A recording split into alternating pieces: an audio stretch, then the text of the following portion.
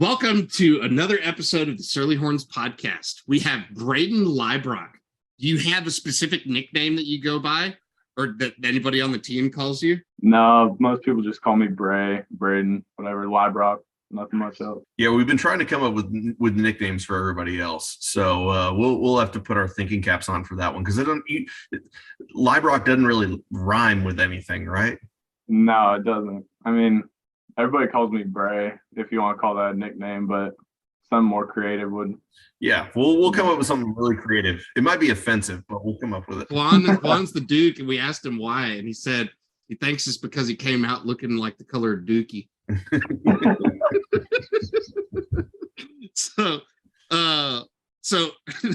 tell us a little bit about yourself and let the listeners know who you are, what you're about, how you got to Texas, a little bit of your origin story, so to speak. Yeah, so born and raised in Arizona. Chandler is about 30 minutes south of Phoenix. Lived in the same house 17 years, never moved out of there. And then basically just grew up going to the same school as all my friends. And then in high school, ended up going to a different school for football mainly because my Pop Warner team. But went through there, didn't have, great success early on, but then around junior year, I started getting offers and took visits all across the country and seeing a bunch of schools, and then came across Texas and, really liked the team, really liked the coaches. But I think the main thing that drew me here was the city of Austin, because I kind of wanted to see myself not only where I wanted to play football, but where I wanted to live, because you also have a life outside of football instead of just being at the facility all the time. And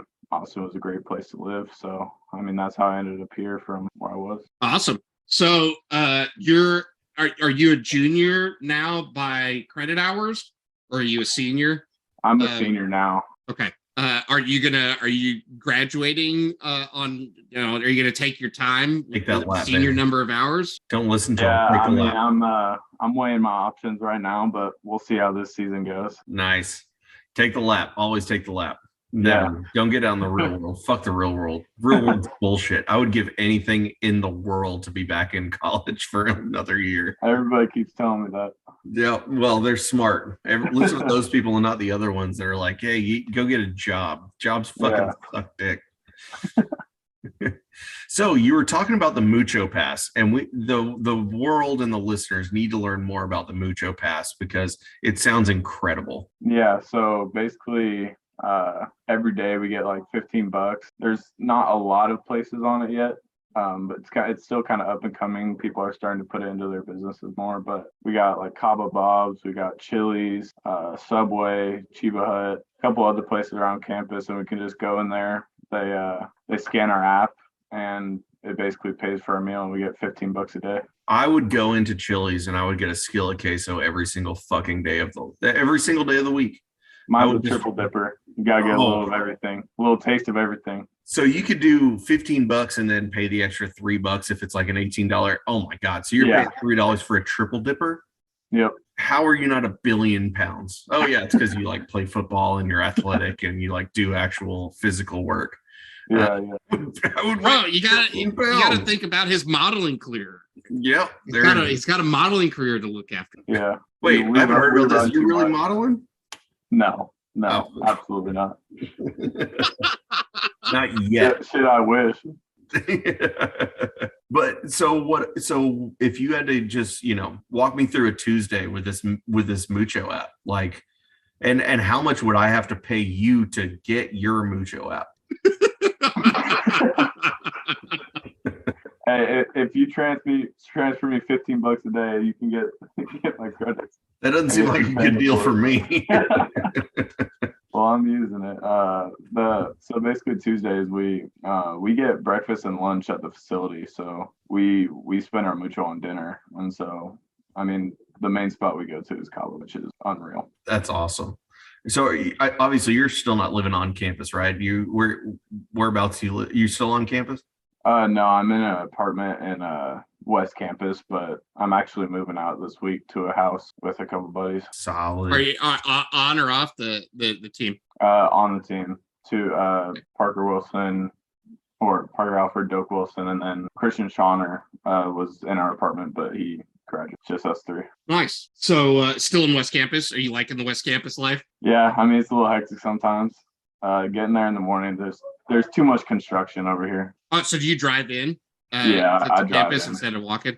Yeah, because I live more like towards Lamar. I live like basically on Lamar, so I gotta drive over or scooter. Yeah. So we talked about, speaking of Lamar, have you ever been to Pint House Pizza? No, I haven't. Oh my gosh. Yeah. So we spent half of our podcast with Nate talking about Pint House Pizza and their electric jellyfish. Are you 21 yet? Yeah. Oh yeah. Have you had the electric jellyfish? I have not. Okay. Well, it's gonna ruin you. It's the best beer on earth. It's so Really? good. Yeah. Is it at just that get pizza you. place? So Yeah. It's at the pizza, but you can buy it at like the corner store, and they have it at some bars. So since you've turned 21, what's been the biggest life change with that? With obviously, does the MUCHO app pay for beer? No, we actually we actually had a mishap. Someone on our team went to like cover 3 or something like that, and you have to send in your receipt after you pay for your meal. And he had a couple beers on there, and they took away his MUCHO for like a couple months. Oh no! Oh no! Yeah, because it was like explicitly said not to. Oh no! And he was 21 too, and everything. You said what? He was 21 too. Like he. Yeah. Oh my gosh! Yeah, you Fascism. use it for alcohol. How dare they take this beautiful MUCHO app away from my brain already? Because right, it's the best thing I've ever heard in my entire life. So what's your favorite food in Austin? You say you're a Cabo Bob's regular, but if you had to choose like best meal that you've had, even if it was like a fancy one, not like a MUCHO paid for. Earn-in stipend just hit. What are you splurging on? Yeah, probably Eddie V's. Ooh, nice. Yeah. What's your go-to order? I had a ribeye there, and then we had a bunch of seafood appetizers. I mean, their seafood's so good. I'm a steak guy though, more of a turf than a surf. Yep. No, I'm with you. Well, especially being in Austin, it's a little landlocked. It's not exactly the freshest fish that's ever going to come across your plate. I think Gulf oysters are here pretty close. Yeah, that's true. But I mean, we're also talking to a man from Arizona who's not exactly used to the freshest of seafood, Yeah, that's true. George Strait wrote a fucking song about it. So So the heat is different, right? But are you more accustomed, would you say, to your other counterparts to the heat, or is it just as brutal for everybody? It's just as brutal for everybody. I've heard it's dry heat, humid. When it's hot, it's fucking hot. There's no counterpart to that. And it really fucking is hot. It is really bad. It's been bad lately. We've been on the turf running. It's been hot. How hot do you think it's going to be? Does the turf does it get like hot enough to like burn you if you like if you're getting down with your hand in the turf? Is it like hot enough to burn your fingers? Yeah, I mean we have like some of my knuckles are burned, but not like bad. It doesn't burn you bad, but it's definitely it definitely hurts. Doesn't feel good. That's you can insane. feel it on the bottom of your cleats more than anything. Oh no. That's insane. So you can feel like almost like the rubber melting on your feet, probably. Yeah, I mean, like when you're running around, your cleats get hot. How much time do y'all spend between the practice bubble and like out in the field? We haven't been in the bubble. Oh God, this whole summer. It's like the heavyweights when they destroy the blob, like somebody just fucking hit it with a trident and just destroyed the fucking bubble. Yeah, it's been hot. Oh my God. So what do you do with your time when you're outside of the football facility, outside of class? I assume because you're already ahead on hours and stuff, you didn't really have to do summer. So did you have a little bit more time this summer than other summers? Yeah, a little bit. I mean, I still took 2 classes to get ahead a little bit, so I would have to take like 1 less class in the fall to graduate. But I mean, this summer I've had a bunch of time. Mainly been golfing in my free time. Who's the best golfer on the team? Because Gunnar said he was. He actually did, but we're gonna say that Gunnar said he was. Absolutely not. Honestly, Luke Brockermeyer is good. Yeah, he's really good. When your dad's Blake, I guess you get to spend some time on the course. So I guess that makes a lot of sense. But So who else? Who's been challenging Luke? You know, I've heard good things about Quinn. Is Quinn coming out there? I haven't seen Quinn play yet, but I've heard he's pretty good. Chris Hannon, I know he played golf in high school, so he's pretty good. Other than that, I don't think anybody's really challenging Luke yet. Damn. So Gunner was talking about Barton Springs. Is that, are y'all always living that good golf life, or are y'all trying to play some municipals out there every now and then? Barton Creek, not Barton Springs. Barton Creek, sorry. Barton Creek. I only play municipals. Yeah, that's the way to do it. I haven't even played Barton Creek. It's the way to do it. Just, you're 21. Yeah. So the deal is beer a hole. So you go out there, you sneak 6 in your bag. Yeah. You sneak 6 in your bag. You go out there, you're having 2 off of 1, 2 balls off of 1, 2 beers off of 1. So you're usually, normally I try to shotgun at least 1. Normally we have a deal where the last person to get to the course has to chug a bottle of Boone's Farm, which is like the worst thing that you'll ever do for the rest of your round. And then you're looking at beer a hole. You're meeting the cart girl at about 8 or 9. Buying 4 or 5 off of her, and then do cart girls take the MUCHO app? No, they do not. I wish they did. Even if they did, you couldn't buy a beer with it. No, that's one of those receipts you don't turn in. You just pay with the MUCHO app at the golf course. Oh, I already figured it out. So you pay with the MUCHO app at the golf course, then you go to the clubhouse and buy like 3 hot dogs that are $15. They'll never know. You're still spending the same amount of money, but you're going to buy the beer and the hot dogs at the same spot. So it doesn't matter. You got it figured out. I got it all figured out. I can't wait to buy your MUCHO app off of you.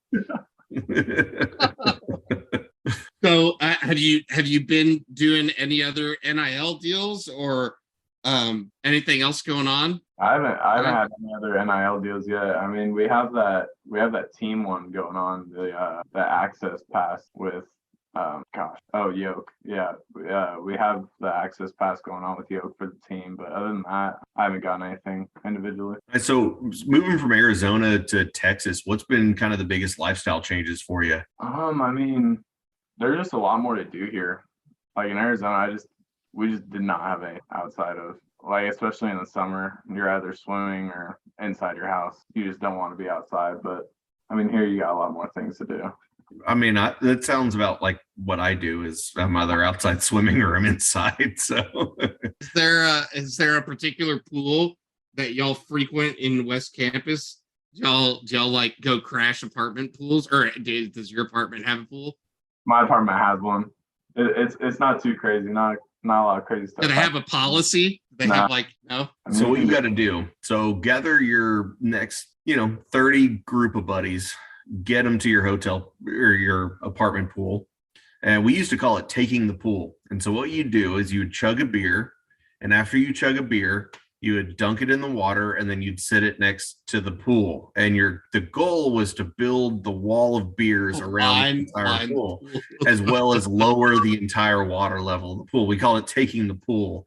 And we've finished one pool one time, and then it was just over from there. We were there from like 8 a.m. to probably like 11 p.m. and you're done after that. But how low did the water get? Did it get lower at all? It got low. It was at least below nipple height. I mean, I think they probably add more water at some point, but you're taking 12 ounces of water every single time, and you're taking a beer and putting it on the side. So beat our record. It's kind of just ruined the water chemistry when you pour it all back in. That's just terrible. And it's like half beer too, because guys are just leaving the bottoms the entire time. Oh, I bet your apartment fucking hates But I paid for it, and there are no rules, so fuck them. Hey, make stricter rules. That's the rule. That's what you don't want. So I've heard that there's a lot of pools in and around Austin that are now just like, because it's so hot and everybody's just coming to the pool, you have to like go to the office and get a wristband to like prove that you're with like a resident or something, because there's just people like showing up at fucking pools. There's like barely anyone ever down at ours. I guess it's not the spot. Terrible. You got to solve that problem. I know. You make it the spot. You're a senior at the University of Texas. You're a football player. You make it the spot, sir. Are you a single guy? You a taking guy? Yeah. Are you single or are you? Oh, I'm taking, yeah. Oh, take it. That's why the pool's lame. Come on, Brayden, live up this senior year. Let's go. So, a football related question: how are you feeling? Because you didn't play, I don't think any at all last season, right? Because you had another shoulder thing. Yeah. So, how are you feeling going in to this season? And are you? Can you? I mean, you've been through obviously 2 coaching staffs and all of that, but in year 2 of this, give us your just thoughts surrounding that, and then surrounding your own personal journey and what you expect out of yourself for this. I feel really good with this team we have right now. I feel like we're definitely a lot closer than we were last year. I think we've kind of made it a priority to kind of come closer as a group and kind of just challenge each other and remind each other what our goals are during the season. And like you can even see it in workouts and stuff. Last year there was like a lot of bickering and going back and forth, but now it's just kind of like a camaraderie thing whenever shit gets tough. And then so I mean I feel really good. I mean I really like our coaches. I like how we are as a team right now, so I feel good about the season. And then kind of for me personally, kind of with this shoulder journey, had 3 surgeries so far. I mean, I feel great. No problems in the weight room, on the field at all. So I mean, I feel really healthy going into next year, and hopefully can make a contribution. That's awesome. That's great to hear. We've been praying for you. We've been hoping for you. You've obviously had some tough roads, and that breeds tough people. So yeah, glad to see that you're one of them tough people that are ready to, lay it back out on the field. Hopefully, God willing. So yeah, it's awesome. So what's your favorite non-football related memory, Austin? Man, that's a tough one. Probably just all the shit that happens down at 6th Street. I mean, not even within the group, but just seeing all the people out there. I mean, it's just hilarious. Have you ever done Halloween on 6th? No, I bet that's a shit show. It is unreal. So the cool thing about how, I don't know if it's cool or not, the especially weird thing about Halloween on 6th Street is not everybody in costumes, right? And yeah. Right, I say costumes, that like it's lingerie yeah. for women, and then like sort of clever costumes for guys somewhat. But that's not the cool part. The cool part is all these people from like around Austin, they like come to see the spectacle. So like it'll be like 10 or 12 at night or something, and you'll see like people with like kids like walking around on 6th Street and stuff. Yeah, it's wild. It's pretty nuts. That really is what it is. I mean, it's just girls in lingerie and then guys who throw something together last minute to get out. And ghost. Yeah, put 2 eyes in a sheet. Yeah. Have you ever seen the show Blue Mountain State? Oh yeah. Yeah. I dressed up as Thad Castle. There you go. That's an easy one. Jersey on and got out there. So what do you usually do for Halloween in Austin? Because usually it's during season. Do y'all have like a team spooky event? I saw on some either Twitter or somebody posted it on Surly that some of the guys went to some haunted houses and stuff. Do you have any Halloween traditions? No, I haven't had any Halloween traditions here yet. I mean, there's always usually something going on the night of Halloween. It's usually like, I can't remember if it's games, right? Yeah. I mean, y'all played Oklahoma State. I guess it was 2 years ago now. Yeah. I remember I was pissed when I missed Joseph Osai's sack when I was trick-or-treating with my kids. So but I think last year we celebrated on the weekend because Halloween was during the week. So there was some type of party. Nice. Well, is there anything that you want to say to the Burnt Ends listeners, or any final thoughts on the team, life in general, Austin? No, just want to say that appreciate you guys for what you're doing, and hopefully can give you all a good season. Oh yeah, I mean, once a burnt end, always a burnt end. Always a burnt end. We're still paying Jared fucking Wiley, and he's a horned frog. I almost got him to say hook him. So got hurt a little bit. Do y'all talk to him much, Eddie? A little bit. I haven't talked to him in a while, but I heard he's doing good. Yeah, well, it sounds like he's going to be at our Burn-In's luncheon at Matt's El Rancho on Wednesday. So hopefully we get to see him there and we can make fun of him and we'll berate him ruthlessly throughout lunch. While we're gonna get a hook 'em out of him. Oh, we will for sure. We'll get a hook. We gotta get under his skin a little bit. It's all right. All right. With that, hook 'em. Hook 'em, Brayden. Later. Okay.